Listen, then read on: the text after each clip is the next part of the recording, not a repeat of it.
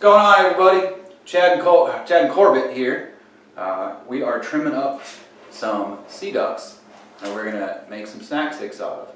So it's that time of year, you know, what is it, February 18th here. We just got past Valentine's Day, gotta keep the ladies happy.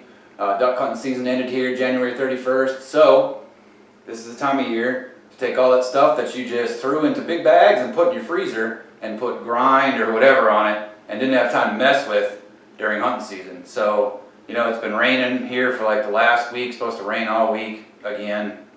It's a good time to process some of your meat, kind of a break here between duck season and turkey season's a couple months away. So what we're doing here is we're trimming it up. So these are sea ducks. It's real important to get every little piece of fat that you can off of them, and then we're gonna let them soak in just some salt water for like the next day. Change the water out, try and draw some of that blood and real fishy taste out of this, because sea ducks aren't known to be real good table fare, but we know some ways where you can turn them into good table fare. So stay with us. We'll show you kind of real quickly what we do, get them into some snack sticks, get them on the pellet grill, and stay with us. We'll be back here another day, part 2, grinding and stuffing, and then this weekend we put them on the pellet grill. Hey everyone, Chad here with Team the Freezer. We are back. So yesterday I showed you we were cleaning up some of these fine duck breasts here. Let them soak overnight in some salt water with some ice just right here to cooler in the floor. Changed the water out this morning. Now just got home from work a little while ago. What I'm doing here is I got a pork butt I'm cutting up that I'm gonna mix in with these duck breasts. You know, anybody that's messed with any wild game knows that you need to cut it with pork fat, beef fat. I'm trying something a little different here. I found this pork butt was on sale at Food Lion for like 99 cents a pound. It's like $6 or something, 5 cents, whatever. It's pretty cheap. Actually, probably cheaper than going to the butcher shop and buying fat. So I have like 13 pounds of duck breast. This is about 6 pounds. So it's gonna be, I don't know, quick math, I don't know, 40% or something, right around there, something like that. But you might think that's a lot, but this isn't all fat. If you're using just straight fat, that would be definitely more than you need to put in there. So I'm just cutting this up, gonna mix it all up, send it through the grinder. So give me a little bit here and get this cut up, and we'll go through the grinding process real quick. All right, so got the pork butt cut up, kind of mixed it around with the duck breast a little bit there. Time to send her through the grinder. So I got the number 8 screen on this grinder. And this, it should be about 18 pounds went down somewhere in there, something like that. We're going to send it through twice. That's just going through twice kind of gives it the texture that I like for making snack sticks. You know, if you're just doing sausage or something like that, some people only run it through once. Various different screens. This is just what I found works. If you want to do what I do, it's what works for me. If you want to experiment on your own, feel free. So let's get her rolling.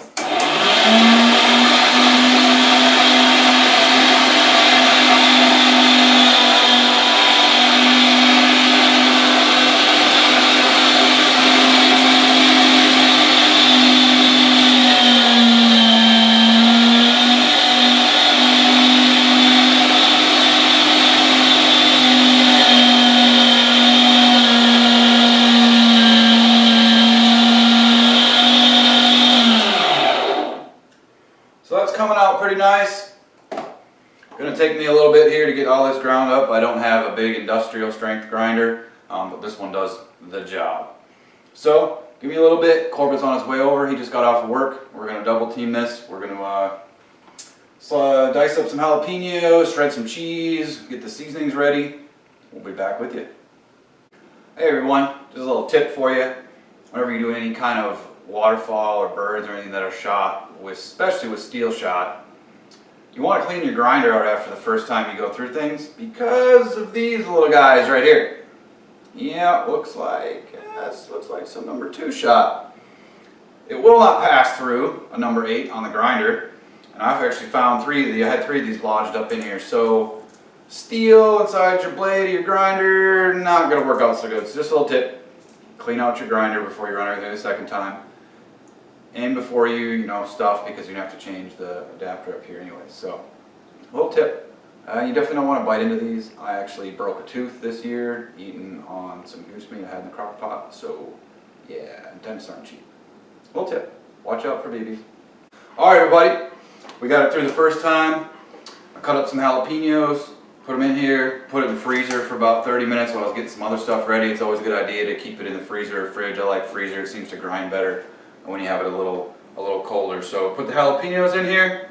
I think I had like 4 or 5 jalapenos I cut up, put in there. We're going to send it through. Then we're going to divide it up into 5-pound increments. We'll mix in our cheese and all our seasonings, and then we'll stuff it. So we'll be back at you when we put in our seasoning. We'll show what we use. Alright, so we sent it through the grinder the second time with the jalapenos. Now we're going to season it up and we're going to stuff it. We rinsed out the grinder, put the stuffing attachment on it. Seasonings we're going to use. This is Backwoods Snack Stick seasoning. This is the hot version. It comes in many varieties. I like the hot one. I think I tried the maple snack stick. I don't remember which one I tried. I like the hot one better. Very simple. Follow the ingredients on back, mixed with water, and you're good.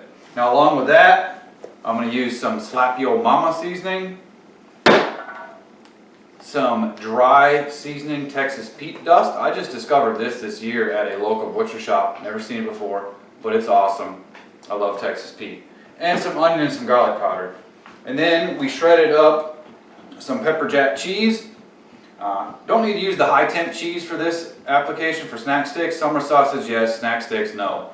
This is a lot cheaper than high temp cheese, because that stuff's about anywhere from $15 to $20 a pound, and you got to order it off Amazon and have it shipped into you. So this is not rocket science. Mixing everything up. Just dump everything together.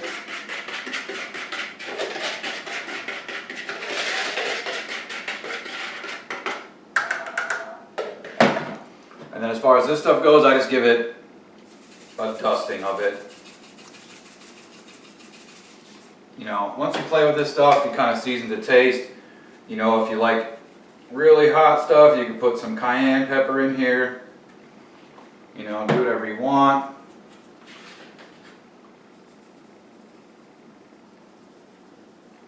Don't be afraid with the seasoning. You may think you're doing a lot, but it's actually, it's actually not as much as you think, the amount of meat. And this is per 5 pounds of meat.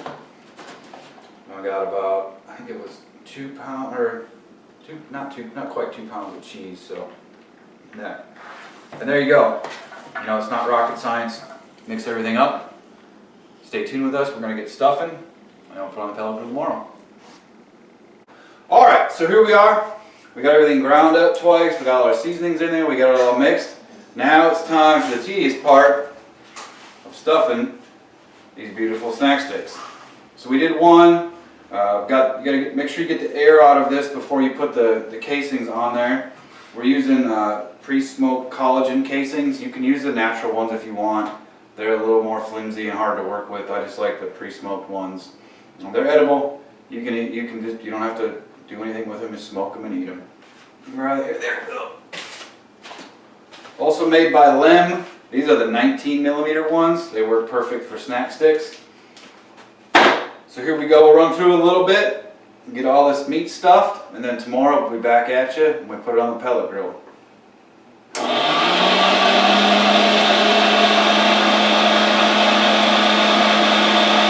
All right, everybody, we're back. Snack stick time. The hard work is done. Yesterday we ground everything, we seasoned it, we got it all stuffed. We got 10 pounds of Sea Duck snack sticks right here. We tried a little patty. A good thing to do is we made a little patty and fried it up in the cast iron pan last night. And if these taste anything like what that tasted, it's going to be really good. Which, putting some smoke on some meat, I've never seen it make it taste worse. So I got the pellet grill heated up out back. I'm going to go put these on. I'll bring the camera up there for you here in just a minute. Show you the temp and everything like that. And be at this all day. I don't think all these are going to fit on the grill, so it'll probably be a couple batches. So we'll see. Stay tuned. Hey everyone. So I just put a little over half of them on the grill, and I'll take you there in a second. But while I was doing that, I forgot to mention something when we were seasoning everything up about the cure salt that goes into these. So if you buy the Backwoods snack stick stuff, it already has a pre-measured out amount of cure salt. And what that cure salt does is it's gonna prevent things like botulism and stuff like that when you have meat that is real slow cooked. Now there's a lot of controversy in that. I don't know. I mean, I ate jerky off a dehydrator, and that really isn't cooked. A bunch of discussions out there about that. But anyways, just to be on the safe side, use some cure salt. You can buy it. Find out how much you need per pound of meat, and put it in there. And then they got to sit in the fridge at least overnight for that cure salt to do its job. Forgot to mention that. Once you stuff them, leave them in the fridge overnight, 24 hours-ish, somewhere in there. Don't want to get anybody sick. Alright, so come on out. Got the grill loaded up. Show what that looks like, temperature we're doing, and we'll get some stuff done around the house while we're just waiting on it. Alright, so we got the grill, our pellet grill, all loaded up. Oh man, those look good already. I got my temp, you see the temp's down right now because I opened it up and had to put it all on there, but if you look, I got my temp set at 185. I'm going to put my meat probe in here in just a minute. Put that in there on the bottom rack so I can see when they're done. And you want to go till about 165 they're done, and obviously the bottom rack is going to be done for the top rack. So stay tuned, we'll come check on these here in a couple hours, see where we're at. Alright, so we're at about an hour right now. Out here to check on it. Grill's at like 200 and 141 on the meat probe. So I always like to open it up just to make sure nothing's getting too crispy. Looks like we're doing pretty good. These pellet grills cook pretty evenly. So I was also thinking, I think I had the times wrong. I was mixed up with jerky because I've been making a bunch of jerky lately. So we're already at 142 and we've been in an hour. I want to say it was 2 hours now the last time I did these. But we'll see. I'm just going to keep watching it. These things are pretty cool. I can see it from my phone inside. So just going to keep working on the house and keep watching this and come back at you when they're done. Alright, so it's been 2 hours. We are right at 166, 165, right where I want to be. That was right. I had it mixed up with jerky cooking time. No worries. So, let's see what we got. Oh yeah, those are looking good. Now, I'm going to bet you that this top rack is not at 165 from the last time I did this. It's always good to check your probes against a regular thermometer. I know mine on my grill is pretty close.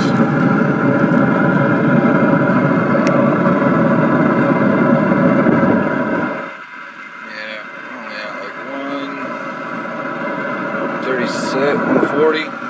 So, I'm gonna pull the bottom rack off, pull the top rack down to the bottom, let them go for a little bit more, pull these inside, let them cool off, get you a taste tester.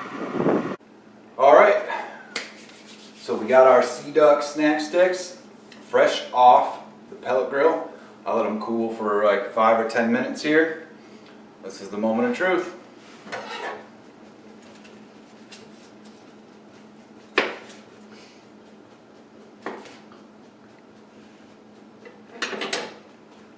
See what we're working with.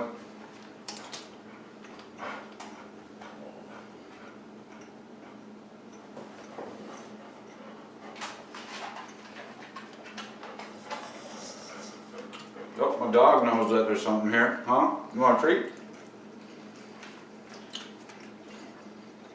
Definitely good. You taste the jalapenos, a little bit of spice.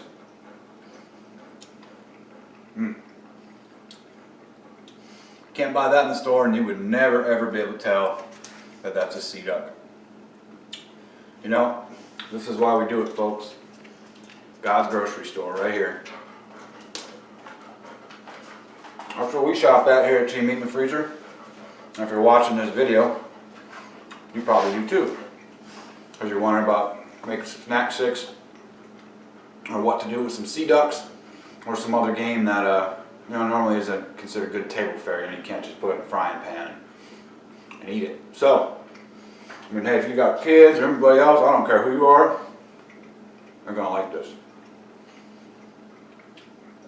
So hey, please, if you haven't already, hit the little bell, like and subscribe to this, share it with some of your friends.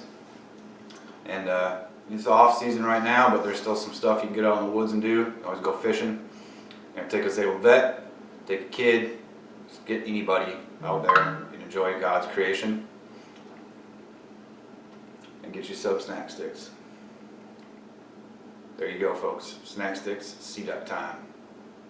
Till next time.